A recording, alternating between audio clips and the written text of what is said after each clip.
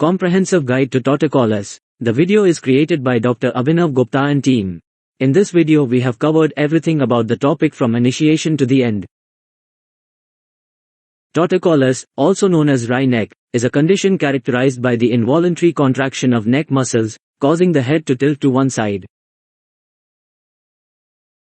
This can result in difficulty turning the head and may be associated with pain and discomfort. There are two main types of torticollis. 1. Congenital torticollis, typically present at birth, often caused by a shortening or tightness in the sternocleidomastoid muscle. Stretching exercises are commonly used for treatment. 2. Acquired torticollis, can develop later in life due to various reasons, such as muscle spasms, injury, inflammation, or underlying medical conditions. Torticollis can have various causes, and it can be classified into different types based on these underlying factors. Common causes. 1. Congenital muscular torticollis, birth trauma, injury to the neck muscles during childbirth.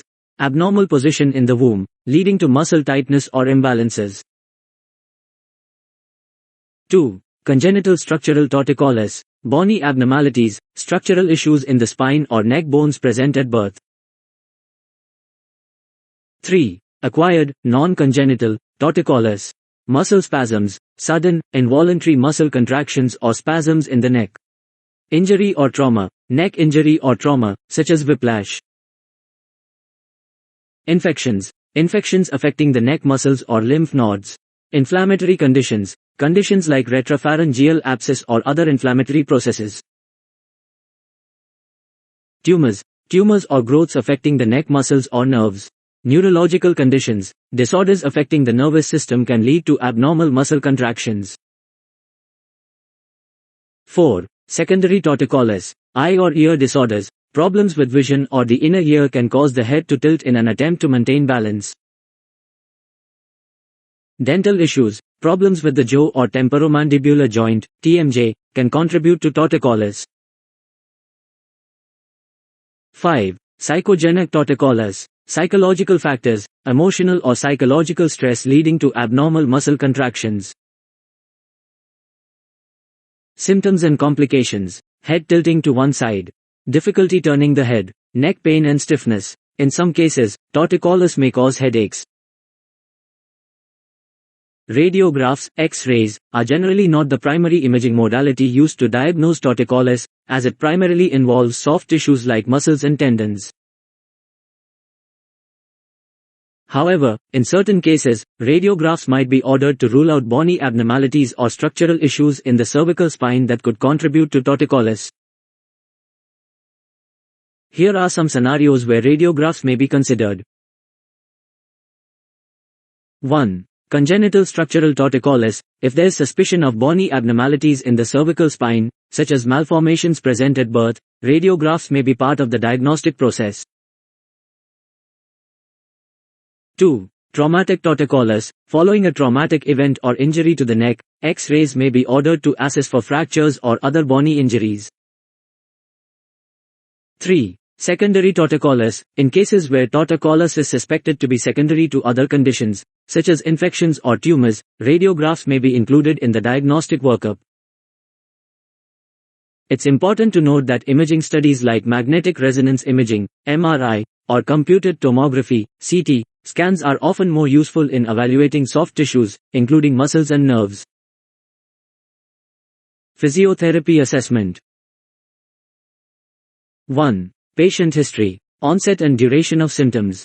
Inquire about any traumatic events, surgeries, or medical conditions. Explore medical history, any neurological or musculoskeletal disorders. 2. Observation. Observe the patient's posture, head position, and any asymmetry in the neck. Note the range of motion and any compensatory movements during activities. 3. Range of motion assessment, including flexion, extension, rotation, and lateral bending. Identify limitations and assess any pain or discomfort during movement. 4. Muscle strength and length assessment. Assess the strength of neck muscles, particularly the sternocleidomastoid and other muscles involved in head movement. Evaluate muscle length and identify areas of tightness or weakness. 5. Palpation. Palpate the neck muscles and surrounding soft tissues to identify areas of tenderness, spasms, or abnormalities. Assess for trigger points or muscle knots that may contribute to symptoms. 6. Neurological assessment. Evaluate sensory function in the neck and surrounding areas. Check for signs of nerve involvement, such as tingling or numbness. 7. Functional assessment. Assess activities of daily living, work, and recreational activities. Evaluate gait and balance to identify compensatory movements. 8. Joint mobility assessment. Assess the mobility of cervical spine joints to identify any restrictions or abnormalities. 9. Postural assessment. Evaluate overall posture, including the alignment of the head, shoulders, and spine. Identify any postural deviations that may contribute to torticollis. Treatment approaches. Medications, muscle relaxants or pain relievers may be recommended. Botulinum toxin, Botox. In some cases, injections of botulinum toxin may be used to temporarily paralyze or weaken the involved muscles. Surgery. In severe cases or when other treatments are ineffective, surgical intervention may be considered to release or lengthen affected muscles. Treatment approaches are tailored to the specific type and cause of torticollis. Early intervention is often beneficial in managing symptoms and preventing complications. Individuals experiencing symptoms of torticollis should seek medical evaluation for an accurate diagnosis and appropriate treatment. Physiotherapy management. 1. Stretching exercises. Specific stretches to target the tight muscles contributing to torticollis, particularly the sternocleidomastoid. Gentle stretching to increase flexibility and reduce muscle spasms. 2. Strengthening exercises. Strengthening exercises for the neck muscles, emphasizing the muscles on the weaker or lengthened side. Exercises to improve overall neck and shoulder muscle strength. 3. Range of motion exercises. Controlled and progressive exercises to improve the range of motion in the neck. Dynamic movements to enhance flexibility and reduce stiffness. 4. Postural training. Education on maintaining proper posture to prevent exacerbation of torticollis. Ergonomic advice for work and daily activities to promote optimal neck alignment. 5. Manual therapy techniques. Hands-on techniques, such as massage or myofascial release, to address muscle tightness and trigger points. Joint mobilizations to improve cervical spine mobility. 6. Heat and cold therapy. Application of heat or cold packs to alleviate pain, reduce inflammation, and relax muscles. 7. Biofeedback. Use of biofeedback techniques to enhance awareness of muscle tension and encourage relaxation. 8. Neuromuscular re-education. Exercises and activities to improve neuromuscular control and coordination of neck muscles. 9. Functional training. Integration of exercises that mimic daily activities to improve functional movement patterns. Gait training to address any abnormalities in walking associated with torticollis. 10. Patient education. Providing information on the condition, self-management strategies, and home exercises.